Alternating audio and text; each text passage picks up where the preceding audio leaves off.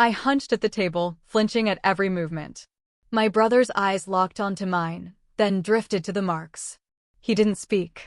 He just hugged me goodbye like he always did, like nothing had changed. For hours later, when the house was dark and still, the front door creaked open. I froze. My heart thudded in my throat. Footsteps. A second set. He was back. And this time, he wasn't alone. Can you imagine looking into your brother's eyes, seeing him see the bruises you've hidden for years, and then watch him turn away, pretending he saw nothing at all? That was my life, a carefully constructed lie that shattered the moment a lock clicked, and everything changed. Asterisk, asterisk, there were two versions of me, you see. The one people met at dinner parties, all practiced smiles and carefully chosen words. And then there was the real me, the one who flinched at sudden movements, who wore long sleeves even in the brutal summer heat to hide the canvas of purples and yellows beneath. My name is Lena Carrington. I was 29, living what most would call a dream life in a sprawling colonial with my husband, Caleb. But it was a gilded cage. Once I was bright-eyed, ambitious, with a voice that could carry across a room and opinions I wasn't afraid to share. But by then, I measured every word, a mere shadow of the woman I used to be. My brother, Gareth, was coming for dinner that night. My childhood protector, my confidant, the one who taught me to ride a bike and stand up to bullies.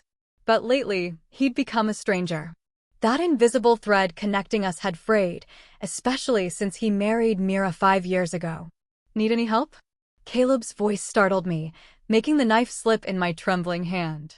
He was handsome, effortlessly charming, the kind of man everyone gravitated to, but I knew the truth. He walked over, his hands resting on my shoulders, a gesture that looked loving, but his fingers pressed just hard enough to make me wince. "You seem nervous," he whispered, his lips too close to my ear. "It's just your brother. No need to make such a fuss." I nodded, my voice steady despite the anxiety churning inside. "I know, I just want everything to be perfect." He plucked a slice of bell pepper from the cutting board, a smirk playing on his lips. "Perfect? Like your cooking ever is." He chuckled, as if it was a harmless joke. "Just try not to bore them with your stories this time." That was Caleb.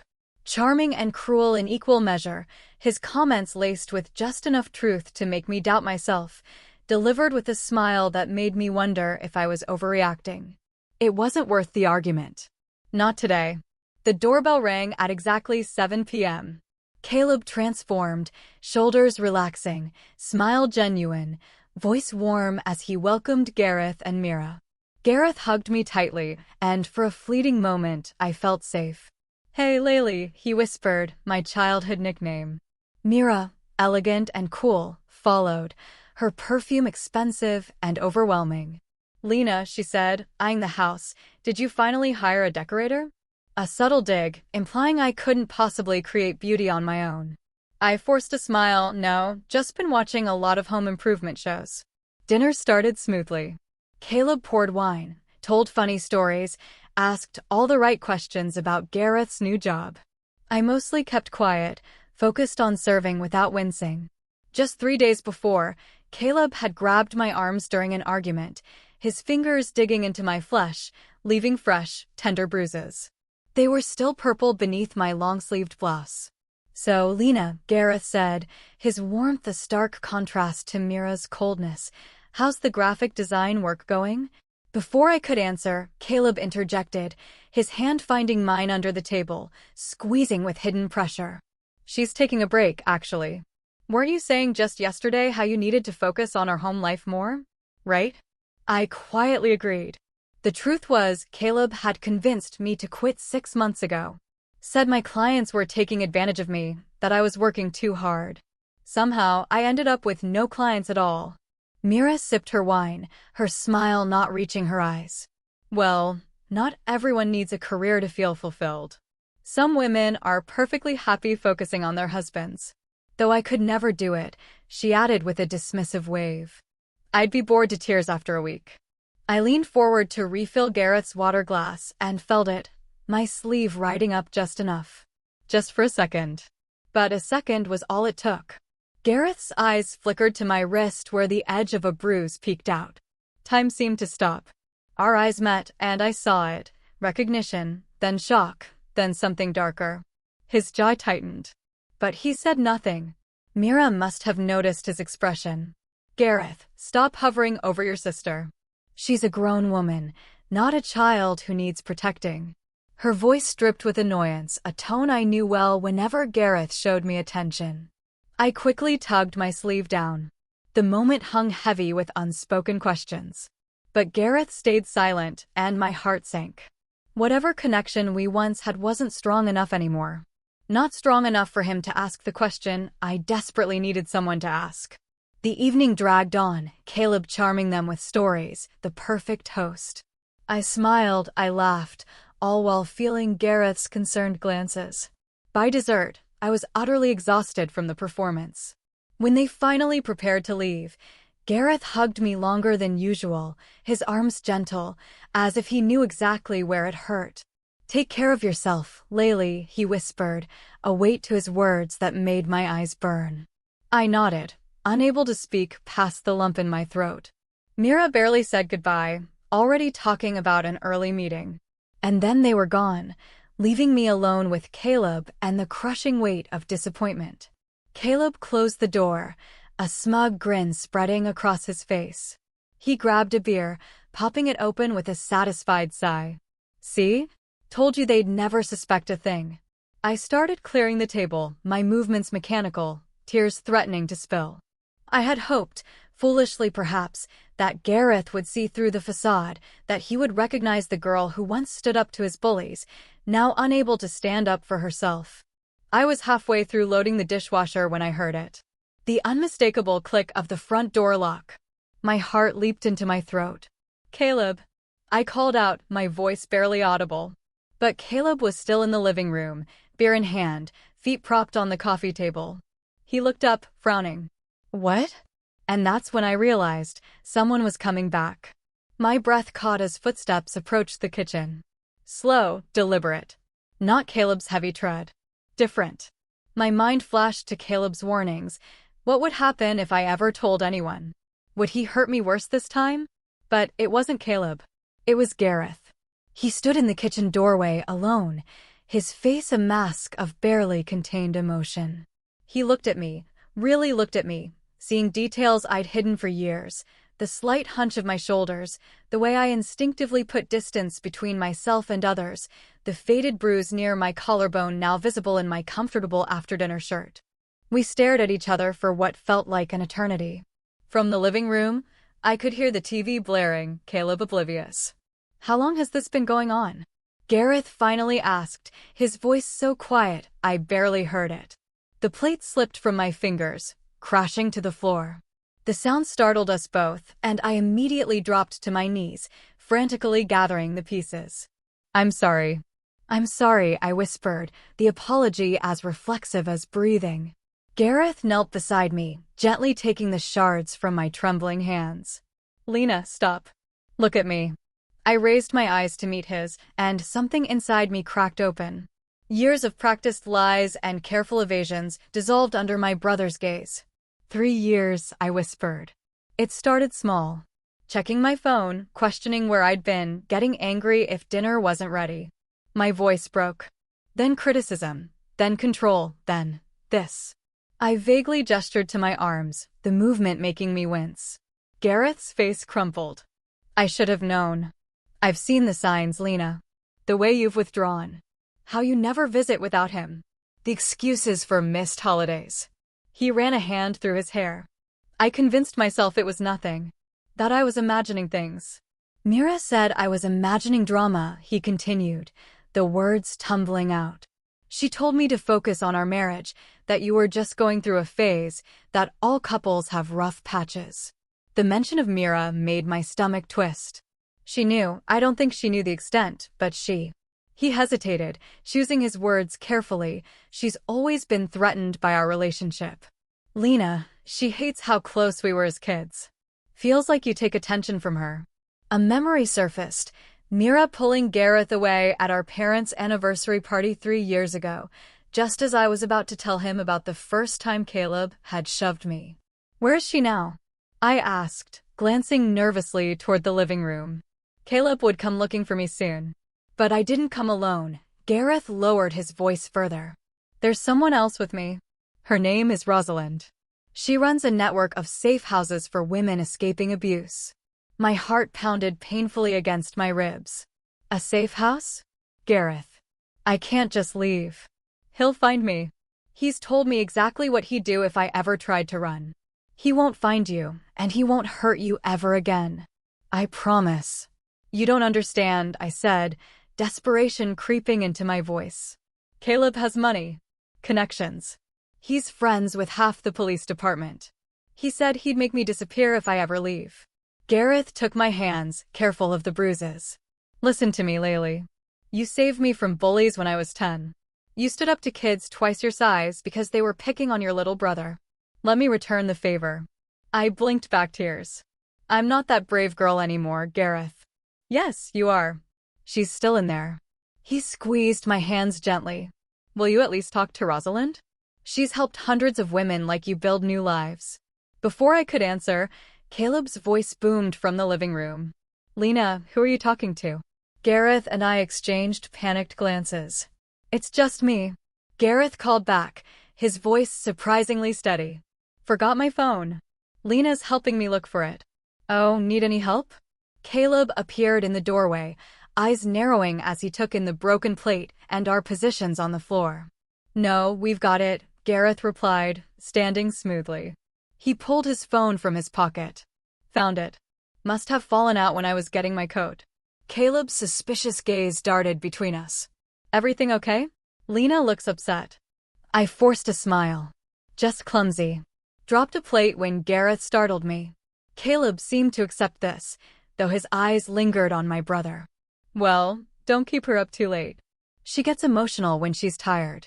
The condescension in his tone made Gareth's jaw clench, but he maintained his composure. "Of course. I was just leaving." As they walked to the door, I hurriedly cleaned up the remaining shards, my mind racing. Gareth returned a moment later, speaking quickly and quietly. "Tomorrow, 10 a.m. I'll text you when we're outside. Rosalind wants to meet you. Just meet her, Lena. That's all I'm asking for now." I nodded, not trusting myself to speak. Gareth hesitated, then pulled me into another hug. "You're not alone anymore," he whispered before slipping out the door. After he left, I moved through the house like a ghost, mechanically finishing the dishes, listening to Caleb talk about what a good evening it had been. But inside, something had shifted.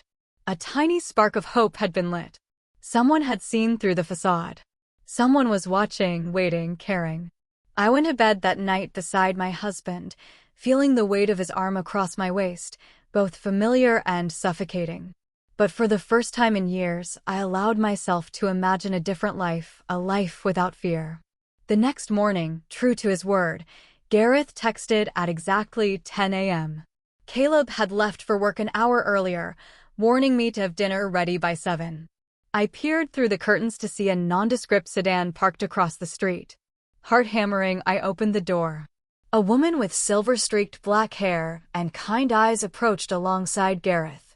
She wore simple clothes, jeans, a button-up shirt, practical shoes. Nothing about her screamed savior, but the gentle confidence in her gaze told me she'd seen women like me before. "Lena, this is Rosalind Harper," Gareth said. She didn't offer her hand, didn't invade my space, just nodded respectfully. "May we come in?" I hesitated, then stepped aside. They followed me to the kitchen, the safest place in the house, furthest from any neighbors who might see unexpected visitors. "I run a network of safe houses across 3 states, Rosalind explained, once we were seated.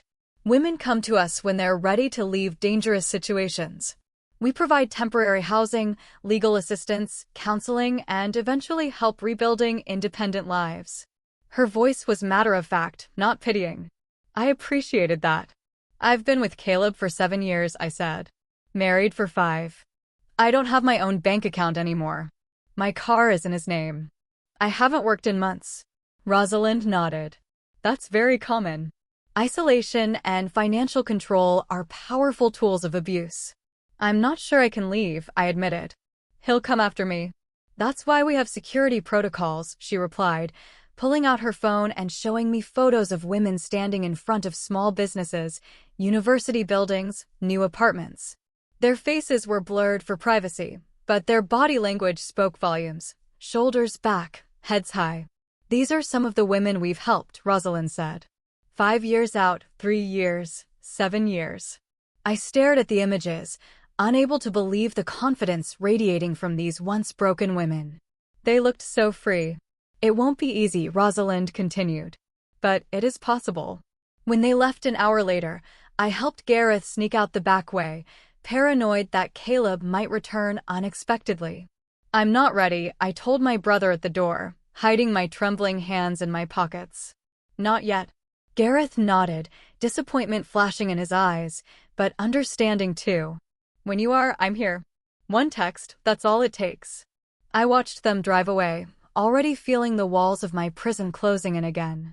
But something had changed. I knew now that I wasn't as alone as I'd thought. My phone chimed the next morning with a text from Mira. I felt a chill run through me before I even read it. Whatever you're trying to stir up with Gareth, don't drag him down with your drama. I stared at the message, my throat tightening. So Gareth hadn't told her about his return visit, about Rosalind. What else had he kept from her? I didn't respond, not trusting myself to find words that wouldn't make things worse. The text brought back a memory I'd tried to bury. Thanksgiving 4 years ago, when we were all still pretending to be a happy family. I'd retreated to the guest bathroom, needing a moment away from Caleb's increasingly critical comments. He'd followed me, cornering me in the hallway. You're embarrassing me, he'd hissed, fingers digging into my elbow, talking about your stupid design projects like anyone gives a damn. Gareth was being polite. Learn to read a room, Lena. Movement caught my eye. Mira, standing at the end of the hallway, witnessed the entire exchange. Our eyes met for a brief moment. Then she simply turned and walked away, pretending she hadn't seen a thing. It wasn't the only time she'd looked the other way.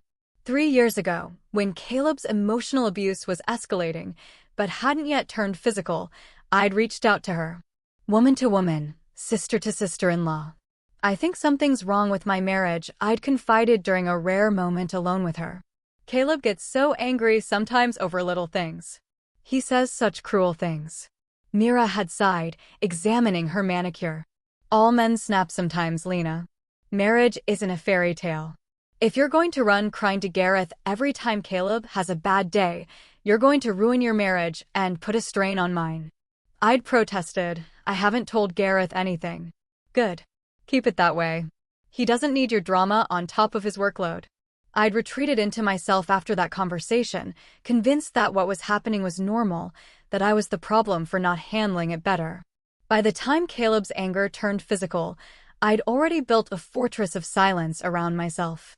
Back in the present, I deleted Mira's message and went about my day. But something felt different. Caleb was acting strange, hovering more than usual, checking my phone when he thought I wasn't looking, suddenly bringing home flowers and my favorite dessert. It was a red flag. This pattern of sudden generosity usually meant he suspected something and was trying to lull me into a false sense of security. I needed to be careful. That night, after he fell asleep, I slipped out of bed and retrieved the burner phone Rosalind had secretly pressed into my hand. I hid it inside a box of feminine products in the bathroom, the one place Caleb would never look. Then I made a decision. I would start documenting everything. Over the next week, I became meticulous. I recorded arguments on the burner phone hidden in my pocket. I photographed bruises before they faded. I kept a journal, coded as a diet diary, detailing incidents with dates and times. If I ever found the courage to leave, I wouldn't go empty-handed. The doorbell rang unexpectedly on Thursday afternoon. My heart nearly stopped. I wasn't expecting anyone, and unexpected visitors made Caleb suspicious. I opened the door to find Mira standing there, arms crossed, expression cold. "We need to talk," she said, brushing past me into the house without waiting for an invitation. I closed the door, anxiety crawling up my spine. Caleb's not home. I'm not here to see Caleb. I'm here about my husband. She turned to face me, her perfectly made-up face twisted with annoyance. Gareth has been obsessed with you lately, checking his phone constantly, making secretive calls, disappearing for hours without explanation. I kept my face neutral. I don't know what you're talking about. Don't play innocent, Lena. Whatever manipulation you're pulling on him needs to stop. Our marriage is struggling enough without you dragging him into your drama. The accusation stung. But it also ignited something in me. A flicker of the backbone I'd once had. My drama. Yes, your drama. You've always needed to be the center of attention. Poor little Lena. Everyone has to drop everything to take care of her. I took a deep breath. Mira, do you want to know why Gareth is concerned? Really want to know? She rolled her eyes. Enlighten me. Because Caleb hits me. I said it plainly, without emotion. He's been hitting me for years. Mira didn't flinch. Didn't look shocked. Didn't express horror or sympathy. Instead, she sighed heavily, as if I'd just told her I'd bumped into a table. You're always playing the victim, Lena. If your marriage failed, that's on you. Her words hit harder than any of Caleb's blows ever had. You knew, I whispered.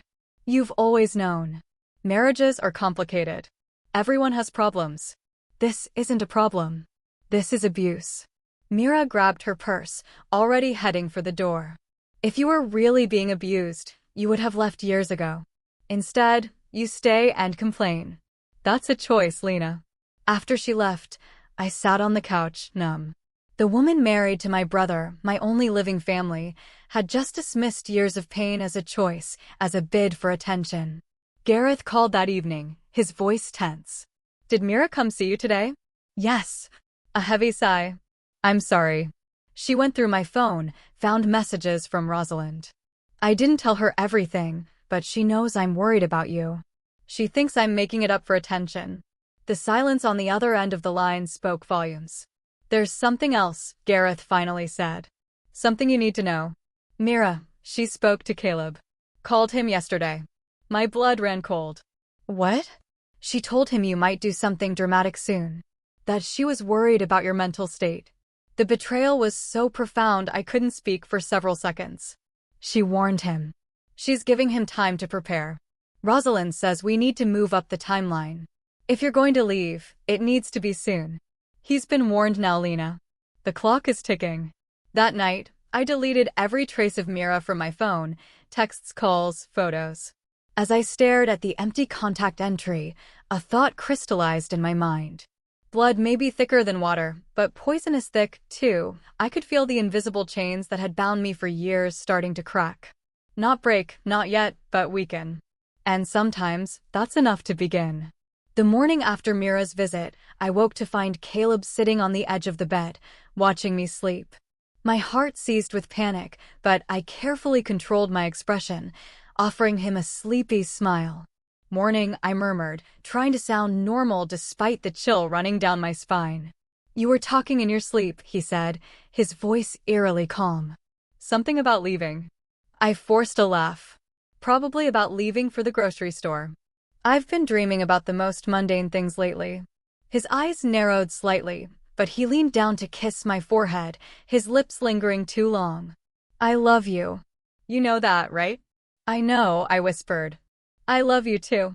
The words tasted like ash in my mouth, but I'd become a skilled actress over the years. I watched him get ready for work, his movements precise and controlled as always. The moment the front door closed behind him, I reached for the burner phone hidden in my bathroom. He's suspicious, I texted Rosalind. What do I do? Her response came quickly. Asterisk act normal. Don't change routines. We're working on a plan. Asterisk the next few days became an elaborate dance. Caleb vacillated between extremes. Sometimes overwhelmingly affectionate, bringing me gifts, telling me how beautiful I was. Other times, cold and critical, watching my every move with hawk-like intensity. The unpredictability was almost worse than consistent cruelty, at least with the latter, I knew what to expect. I played my part flawlessly, pretending to fall back in love with him.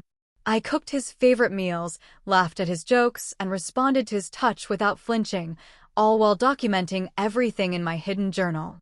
On Thursday night, while Caleb was at a work dinner, Rosalind arranged for me to meet with her and Gareth at a coffee shop 20 minutes from our house. I told Caleb I was meeting an old college friend, showing him a fake text conversation I'd created to back up my story. "You didn't mention this before," he said, suspicion clouding his features. "It just came up today," I replied, keeping my voice light. "Jenny's in town for a conference. It's been years since I've seen her. You don't mind, do you?" He studied me for a long moment before nodding.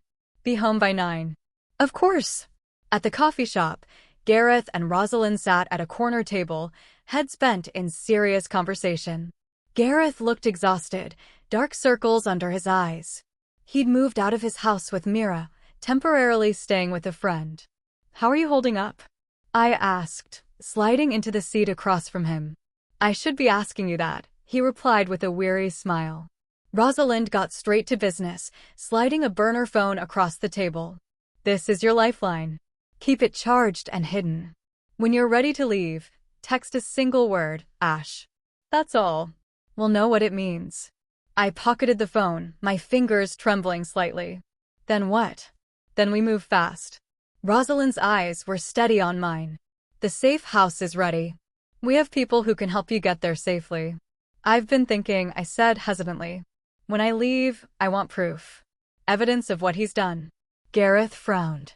"Your testimony is evidence, Lena. It's not enough.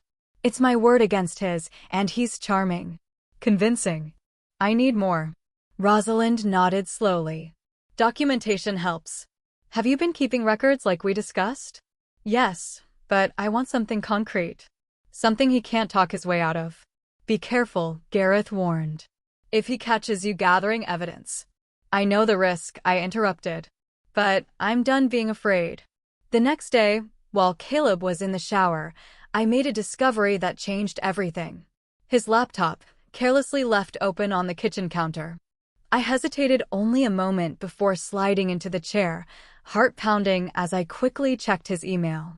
There, in a hidden folder marked Brighton Holdings, I found a series of altered financial records, clear evidence of embezzlement from his father's company, where Caleb served as CFO. Thousands of dollars siphoned off monthly into offshore accounts. I heard the shower stop and quickly took photos of the screen with the burner phone before closing the laptop and moving away. My mind raced with the implications. This was leverage. Dangerous leverage. That night, Gareth called from a new number. "I've brought someone else in," he said without preamble. "A detective named Ellis. He's been investigating financial crimes at Brighton Holdings for months." "Caleb's company?" I whispered, moving to the bathroom and turning on the shower to mask our conversation. "Yes. Ellis says your abuse claim could add significant weight to their case. 2 birds, 1 stone." "How do I meet him?" "You don't. Not yet. It's safer that way." 2 days later, it happened. The incident that would become my final breaking point. I'd accidentally overcooked Caleb's steak. Such a small thing. Such a stupid, insignificant thing. But it was enough. "Are you fucking kidding me?" he snarled, throwing the plate against the wall. "How hard is it to cook a decent meal?" "One thing, Lena, I ask you to do one thing right." I backed away, hands raised placatingly. "I'm sorry. I can make another." The blow came so fast I didn't see it coming. His fist connected with my cheekbone, sending me stumbling backward into the counter. Pain exploded across my face, bright and hot. But this time, something was different. This time, I had the burner phone in my pocket, already recording. As he continued his tirade, grabbing my arms and shaking me, I kept my wits enough to ensure the phone captured everything: his threats, his admissions of past abuse, the sounds of impact when he hit me again. When it was over, when he'd stormed out to get real food since I was too incompetent to provide it, I sat on the kitchen floor, touching my swollen face with trembling fingers. But instead of despair, I felt something unexpected. Resolve. I pulled out the phone and sent a text to Gareth. "It's time." The response came immediately. "Are you safe right now?" "Yes." He left, but he'll be back soon. "Get what you need ready. Tomorrow. Be prepared." Later that night, Caleb returned calmer, but still cold. He sat beside me on the couch, taking my hand in his. "I'm sorry about earlier," he said, his voice smooth as glass. "Work has been stressful. You know I don't mean to lose my temper." I nodded, the familiar script playing out between us. His apology, my acceptance, the uneasy peace that would last until the next explosion. "I've been thinking," he continued, surprising me. "We need to get away. Just the two of us. Reconnect." He smiled, and it almost reached his eyes. "I've booked a cabin in the mountains this weekend. No phones, no distractions." My blood ran cold. The timing couldn't be worse. A remote cabin, no witnesses, no way to call for help. Was it a coincidence? Or had Mira's warning made him decide to isolate me completely? "That sounds wonderful," I lied, squeezing his hand. That night, as Caleb slept beside me, I stared at the ceiling, heart racing. If he got me to that cabin, I might never come back. This wasn't just about escaping anymore. It was about surviving. I reached for the burner phone hidden beneath the mattress and sent the text I'd been afraid to send for years. "Ash." The response came seconds later. "Understood. Stand by." The plan was in motion. There would be no cabin in the mountains. Tomorrow would be the last day I spent as Caleb's prisoner. I closed my eyes, not sleeping, but rehearsing. Every step, every word, everything I would need to do to walk out of this house alive. Dawn broke with pale light filtering through the bedroom curtains. I'd barely slept, hyper-aware of Caleb's every movement beside me. He woke at 6 a.m. as always, kissing my forehead before heading to the shower. I lay there listening to the water run, mentally checking off my preparation list. The small bag I'd packed was hidden in the back of my closet, containing only essentials, documents, medication, a few clothes, the journal documenting my abuse, and the burner phone with recorded evidence. Everything else I would leave behind. Caleb emerged from the bathroom, towel wrapped around his waist, humming as he selected a suit for the day. "I'll leave work early today," he said, buttoning his shirt. "We should hit the road by 4 to beat traffic to the mountains." I nodded, forcing enthusiasm into my voice. "I can't wait. Pack light, just casual clothes. We won't be going anywhere fancy." Another check on my mental list. He wanted to limit what I brought, making it harder to leave once we arrived. "I'll have everything ready," I promised.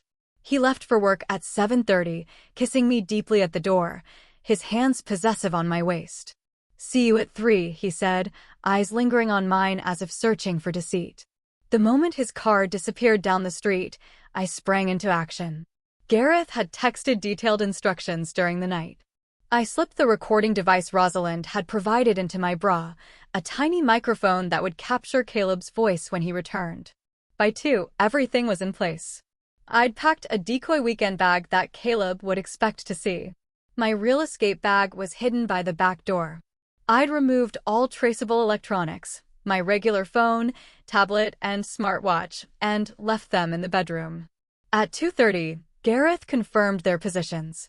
Ellis, the detective, was parked down the street with an arrest warrant, waiting for my signal. Rosalind was nearby with a car ready to take me to the safe house. Gareth himself would arrive just before Caleb to ensure I wasn't alone when my husband returned. At 2:50, I heard a car in the driveway. My heart leaped into my throat. Caleb was early. I peeked through the curtains and nearly collapsed with relief. It was Gareth, right on time. I opened the door before he could knock, pulling him inside quickly. "Are you ready?" he asked, eyes scanning my face, lingering on the fading bruise on my cheekbone. "As ready as I'll ever be." We went through the plan one last time. Caleb would arrive. I would let him enter, act normal. Once he was inside, Gareth would block the driveway with his car, preventing escape. Ellis would approach with the warrant. If all went well, Caleb would be arrested without incident. If not, well, we had contingencies for that, too. At 3:15, Caleb's black Audi pulled into the driveway. I took a deep breath, meeting Gareth's eyes one last time before he slipped into the kitchen, out of sight but within earshot. Caleb entered with a smile, a weekend bag slung over his shoulder. "Ready for our getaway?" he asked, setting down his keys. "Almost," I replied, hating how my voice shook slightly. Just need to grab a few things. He frowned, noticing something off in my demeanor. Everything okay? Fine, just excited. I moved toward the bedroom, creating distance between us. Through the window, I could see Gareth's car now blocking the driveway. The trap was set. Whose car is that? Caleb's voice sharpened as he looked out the front window. My brother's, I said simply. Caleb turned to me slowly, his expression hardening. Your brother? And why is your brother here right now? I swallowed hard, standing my ground. Because I asked him to be. The change was instantaneous. The charming mask fell away, revealing the monster beneath. What did you do? He snarled, advancing toward me. I backed away, heart hammering. Nothing yet. But I'm not going to the cabin with you, Caleb. I'm not going anywhere with you ever again. His face contorted with rage. You ungrateful bitch. After everything I've done for you, the front door opened, and Gareth stepped into the living room. That's enough, Caleb. Caleb spun around, momentarily startled by Gareth's appearance. This is between me and my wife. Get out of my house. No, Gareth said firmly. I'm not leaving without Lena. Caleb laughed, the sound cold and brittle. She's not going anywhere. Tell him, Lena. Tell him how happy we are together. I stepped forward, pushing up the sleeve of my shirt to reveal the constellation of bruises on my arm. This is what happiness looks like to him, Gareth. Caleb lunged forward, but Gareth moved faster, positioning himself between us. Outside, another car pulled up. Detective Ellis. Right on schedule. Caleb Carrington. Ellis called as he approached the front door, warrant in hand. I have a warrant for your arrest on charges of financial fraud and embezzlement from Brighton Holdings. Caleb's face went pale. What? This is ridiculous. Who the hell are you? Ellis entered, showing his badge. Detective James Ellis, Financial Crimes Unit. We've been investigating discrepancies in Brighton Holdings accounts for months, and now we're adding domestic abuse charges as well. Domestic abuse? Caleb scoffed, turning to me with venom in his eyes. You're making this up. She's lying. She's always been unstable. With steady hands, I pulled out my phone and played the recording from 2 days ago. His voice crystal clear as he berated me. The unmistakable sound of his fist connecting with my face, my cry of pain. I have dozens more like this, I said quietly, going back months. Caleb's expression shifted from disbelief to rage. With a roar, he lunged at Gareth, fists flying. You did this. You turned her against me. I moved without thinking, stepping between them. This ends now, I said, my voice stronger than it had been in years. You don't control me anymore. Ellis intervened quickly, restraining Caleb with practiced efficiency. Caleb Carrington, you're under arrest for domestic assault and battery as well as financial fraud. You have the right to remain silent. As Ellis recited the Miranda rights, Rosalind appeared at the door, her calm presence a stark contrast to the chaos inside. She put an arm around my shoulders, guiding me gently away from Caleb's venomous glare. You're safe now, she murmured. It's over. But it wasn't quite over yet. As Ellis was leading Caleb to the police car, a sleek white Mercedes screeched to a halt behind it. Mira emerged, her face a mask of indignation. What the hell is going on here? She demanded, marching up to Gareth. I got a call saying Caleb was being arrested. He is, Gareth confirmed coldly. For abusing Lena and for embezzlement. Mira's eyes darted to Caleb, then back to Gareth. This is insane. She's manipulating you. She's always been jealous of us, of our marriage. Stop it. Gareth exploded, his patience finally shattering. You knew. You knew what he was doing to her, and you let her rot in that house while you whispered lies in my ear. Mira took a step back, shock registering on her face at his outburst. Gareth, you're not thinking clearly. I'm thinking more clearly than I have in years, he interrupted. You chose a side. You warned him when you found out I was helping Lena. You tried to keep me from protecting my own sister. I was protecting our marriage. Mira protested, tears welling in her eyes. She's always come between us. No, you came between us with your jealousy, your pettiness. Gareth shook his head, a finality in his voice that made Mira flinch. We're done. You made your choice. Mira turned to me, hatred blazing in her eyes. This is your fault. You've ruined everything. I met her gaze steadily. No, Mira. You did that all on your own. As Ellis drove away with Caleb in the back seat, I stood in the doorway of the house that had been my prison for so long. 5 years of fear. 5 years of walking on eggshells. 5 years of hiding bruises and making excuses. Rosalind touched my arm gently. The car is ready when you are. We should go before reporters show up. Financial crimes involving Brighton Holdings will make the news. I nodded, turning back to grab my small bag from beside the door. I took one last look around at the perfect furniture, the spotless kitchen, the carefully curated facade of a happy home.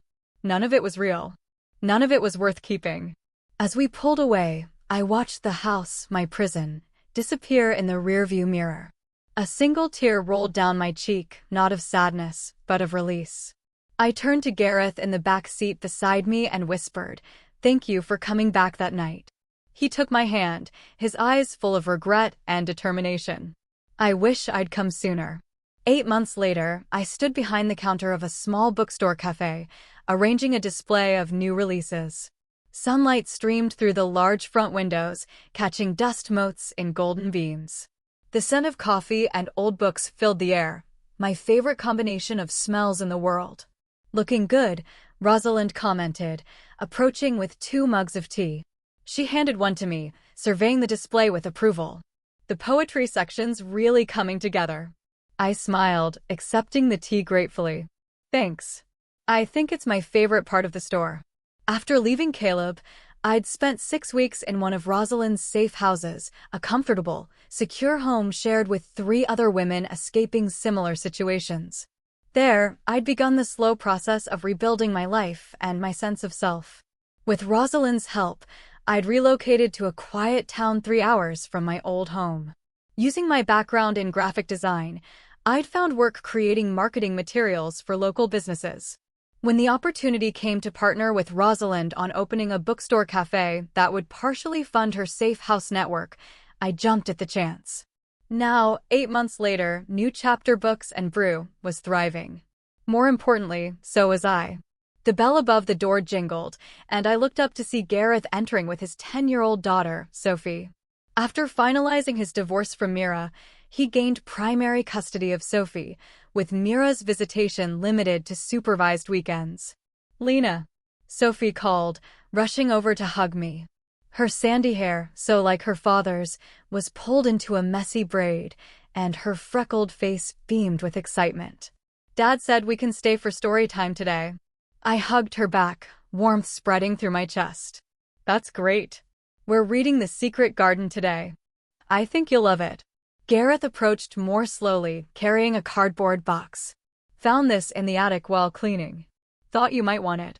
I raised an eyebrow, taking the box. "More of my old stuff?" He nodded. "Mostly books and some drawings from when we were kids. Mom saved everything. Our parents had died in a car accident 5 years ago, an event that had initially driven me closer to Caleb, seeking security and comfort in the aftermath of loss. Now, looking at Gareth's kind face, so similar to our father's, I realized I'd always had family who truly loved me. I just lost sight of that truth for a while. "Thanks for bringing this," I said, setting the box beneath the counter. "Are you staying for lunch?" "If you're offering," Gareth grinned. "Sophie's been talking about your tomato soup all week." As I prepared lunch in the small kitchen behind the cafe, I reflected on how much had changed. Caleb's trial for financial fraud had concluded 3 months ago, resulting in a 7-year sentence. The domestic abuse charges had added another 2 years. More importantly, I had a permanent restraining order against him. The journal I'd kept during my marriage had been published anonymously, with Rosalind's encouragement. Breakthrough, a survivor's journal, had become an unexpected resource for women in similar situations, its raw honesty resonating with readers across the country.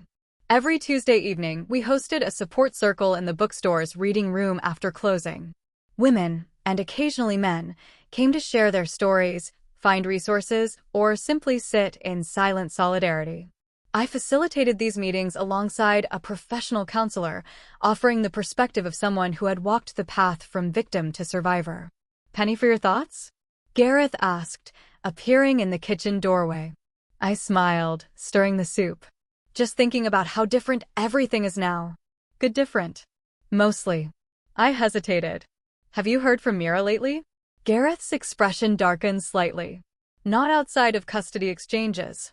She's still bitter about the divorce. Still blames you. I'm sorry about that. He shrugged. Don't be. The marriage was broken long before all this happened. I just couldn't see it clearly. He paused. Do you regret how things turned out? I considered the question carefully. I regret not leaving sooner. I regret the years I lost to fear. But I don't regret where I am now. After lunch, while Sophie browsed the children's section, Gareth helped me unpack the box he'd brought. Beneath layers of old paperbacks and high school notebooks, I found a faded drawing on construction paper. 2 stick figures, one tall, one small, stood hand in hand, wearing capes. Super Gareth and Mighty Lena was scrolled across the top in childish handwriting. I remember this, I whispered, tears pricking my eyes. I drew it after you stood up to Billy Sanderson for pushing me off the swings. Gareth smiled, the memories softening his features. You told me I was brave. But you were the one who taught me what bravery looked like, Laylee. I wiped away a tear, carefully setting the drawing aside. I forgot that version of myself for a long time. She was always there, Gareth said gently, just waiting for the right moment to come back. The following week, I found myself sitting in the back row of a courtroom, watching as another abuser faced consequences for his actions. Not Caleb this time, but the husband of Naomi, a woman who had started attending our support circles 2 months ago. Naomi sat in the front row, her shoulders straight, her testimony already given. She reminded me so much of myself from a year ago, tentative steps toward freedom, the lingering fear in her eyes, the cautious way she accepted help. We'd formed a quiet friendship over poetry. She wrote beautiful, haunting verses about captivity and release. In her, I saw echoes of my past self.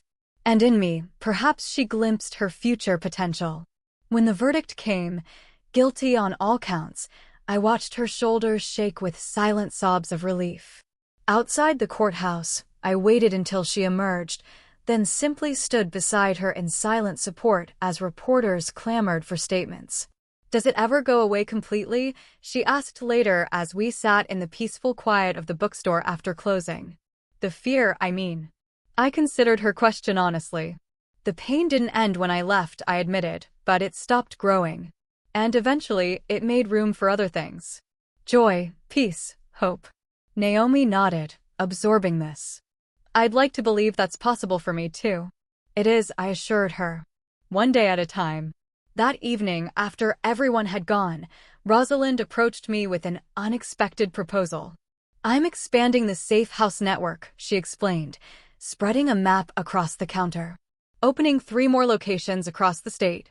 I need someone to help coordinate, someone who understands both the emotional and practical sides of this work. I stared at her, realization dawning.